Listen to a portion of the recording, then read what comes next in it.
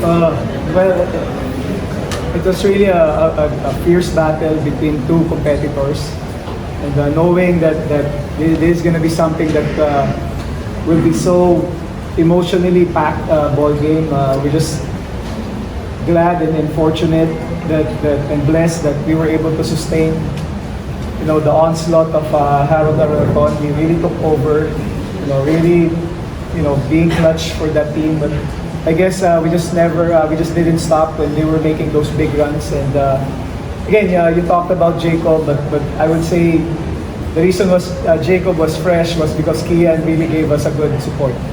We were able to rest Jacob for a long time on the bench because Kian was delivering also what was our expected of Kian. But again, total team effort. Guys really stepped up. Guys that doesn't usually give us those numbers, not only on offense but I guess defensively. I guess that was one of the things that really gave us this win. Thank you. To Luis, you have 7.6 rebounds and 2 steals. Luis, what do you say? That's what was top-effective effort that gave you the presentation. Tulungan lang kami as a team. But then, we really had a hard time guarding Alarcon. But credit to him and really gave us a hard time.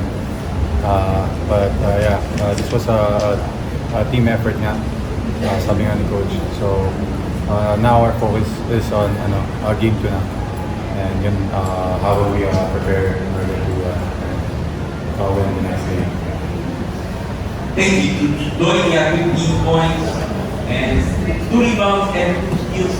So ano yung masasabi mo na naitulong mo lalo yung game nasa bench yung porta sa iyo sa panalo? Para sa akin, nag-stay ready lang ako kasi nung last game namin, wala ako sa rotation. So parang sabi lang ng mga coaches sa akin lahat na stay ready lang. And para sa akin naman, wala akong iniisip na yung mga magtotopak ka, gano'n. Hindi, parang sa akin, ginawa kong fuel yun para maganda yung ipakita ko ngayong finals. And yun nga, nagbunga naman. Thank you. And lastly, Jacob, 21 points, 4 rebounds, 2 assists, 1 steal. So, like what Coach Topek said, he had played a good game and you finish it with a result. I just like to give credits to Kian and kay Doy also.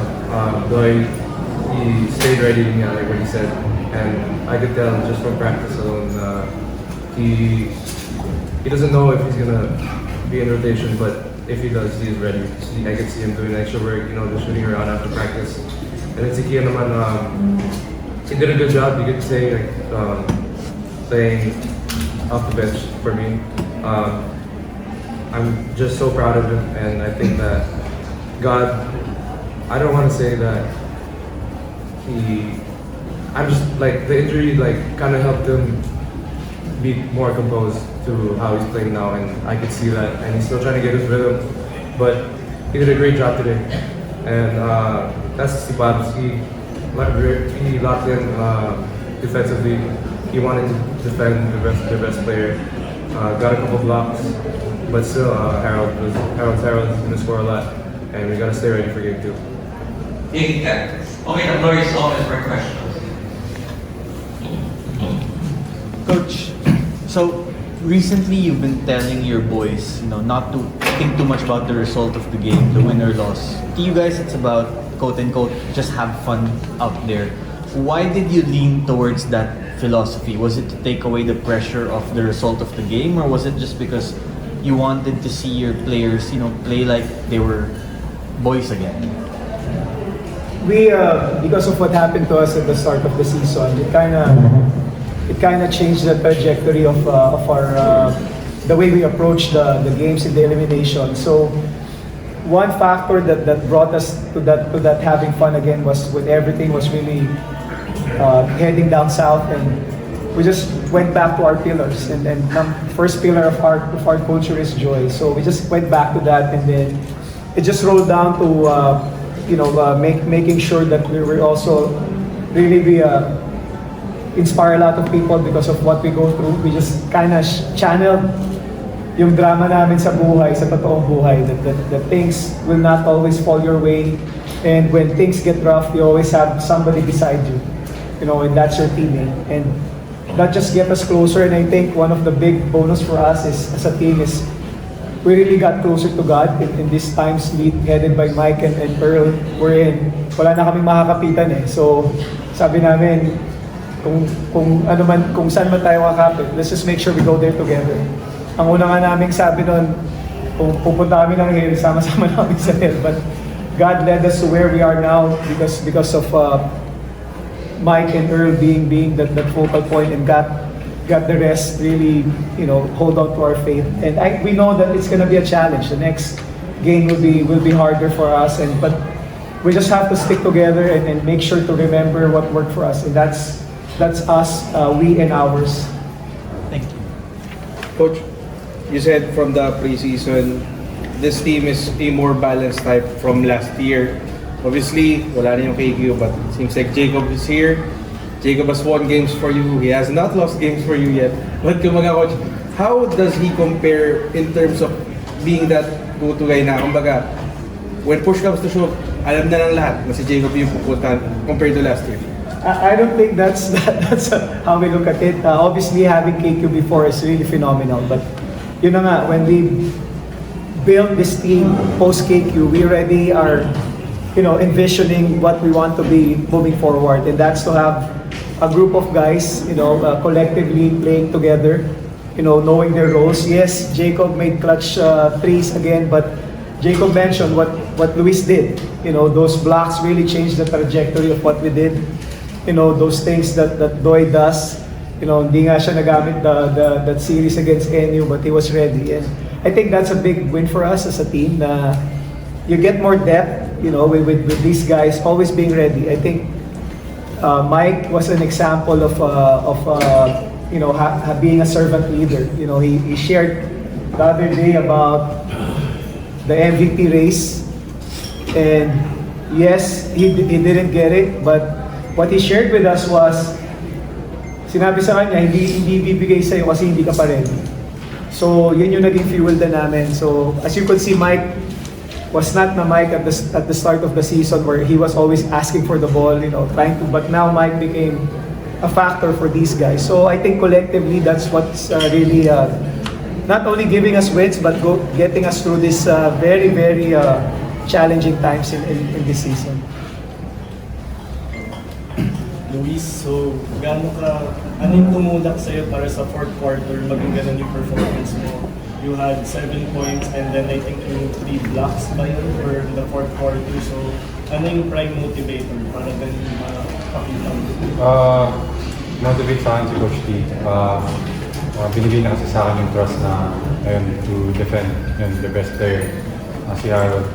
So, alam mo yun, yung feeling na yung ganong responsibility yung binigay sa'yo ng coach mo. Yun nga, pinapangarap mo lang yun yung bata ka. So kanina yun, sobrang excited ako and happy na yun. Nagtiwala sa akin si coach. Obviously yun, nagkamali pa din ako kasi nga he will score talaga kahit super good defense yung pinili sa kanya. Pero yun lang talaga nag-motivate sa akin. Is yung trust na binigay sa akin ni coach to stop their best player. Coach, last year you lost against UAAP with KK. Ngayon 3-0 kayo sa kanila. Kumbaga 5 losses sila this season, 3 sa inyo. What's in it for this LaSalle team na kumbaga yung mastery ng UP nakuha niyo for this season? We know that winning game 1 doesn't make you champions yet, but giving you an extra push for motivation to really go at it. And we have so much respect for the team. You know, they've really, you know, made us the team that we are right now. I think after they won the championship in season 87, it kind of grounded us and accepted the fact that they're the best team. You know, that's a well-coached team. They always keep us sleepless at nights thinking of what are those group of coaches thinking about how to approach the game. So they became our worthy rivals. You know, their strength shows our weakness. So we keep on trying to get better and really making sure that how can we be the best version of ourselves. And we reminded ourselves that playing our 100% doesn't guarantee a win against UP. So you have to just play 100%, and if you could add more, that will be better. But we know that's really a championship caliber team, and we just have so much respect for them. I think that's really the key. We respect the team so much, kaya kahit paubos na yung oras, we know that they're gonna pull up something. So that kept us just everybody grounded and vigilant of whatever it is that they're gonna pull. Kasi yes, we beat them twice in the eliminations, but those are really close games as well, and we know their capabilities. Coach, 5 straight wins heading into game 2. Those are the things of the past already. Those 5 wins heading to game 2 just brought us closer, but it's not really the key yet. Winning one more is really going to be the challenge. But we know that as long as we're going to prepare and then make ourselves ready for whatever UP will throw at us, will give us a better chance of winning this next game. Next one. Boys, so second year ka na ngayon, pero last year talagang parang madalas ka lang sa bench, especially in the finals. So yung feeling na game 1, pinabot ka ng ang dami mong nagawa para sa Lasal? Para naman sa akin, yun nga din, sabi ni Coach Tina, parang every moment will define you. Ganun ba? Yun nga, lahat naman ng mga athletes ganun na pinapangarap ko, sabi nga ni Jake na pangarap niya maglaro sa Lasal. Ganun. So parang sa akin din, parang tumatak din sa isip ko na pag pinasok nila ako na magiging ready lang din talaga ako kung ano yung kaya ko ibigay sa team, bibigay ko. Jacob, just going back to what Coach Topex earlier said about just playing more with joy and fun and not thinking about the results, does that mindset help you take those big shots? I know you've been making big shots since your Sunbed days, but when you think about that, does it just kind of lighten the load a bit and allow you to live with the results no matter what it is? Yeah, but there's also the thought that I have to make the shot, but I'm really comfortable with those and the trust that coach gives me. But it's just I still have that big responsibility, but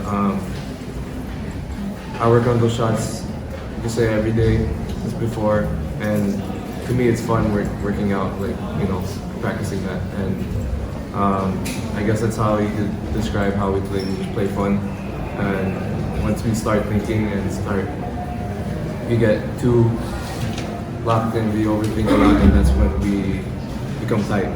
So we just want to have fun, play basketball. Game 1 of this trilogy has lived up to the expectation, very close game, very tight one. So what we can expect from you guys in game 2 to close it out and to gain that crowd? At this point, we are not really, just sabi nga ni Jacob, we don't want to put so much pressure on closing out games, and that's not who we are, and that's not what we represent. We'll continue to inspire a lot of people with the way we play. And at this point, sabi nga namin, we're not just only playing for our LaSalle family and our LaSalle fans, but we're also, being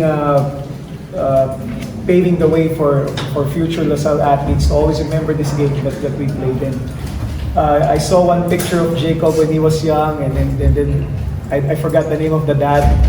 Together with him, and that's really what we want to do. We want to make sure that we leave this team better than when we found it. So it just so happened that winning a championship will kind of solidify that. But we really are looking at the future of this team that we're representing. We always honor the players that paved the way for us. I was dreaming also of playing for this time when Tony Boy Espinosa and Adi Papa were playing their so that's what we always tell these players, be an inspiration to those young athletes, and then hopefully they'll represent the proud colors of De La Salle in the future. So we are playing further than game 2 and game 3, whatever it is. So we're playing for the school that we represent.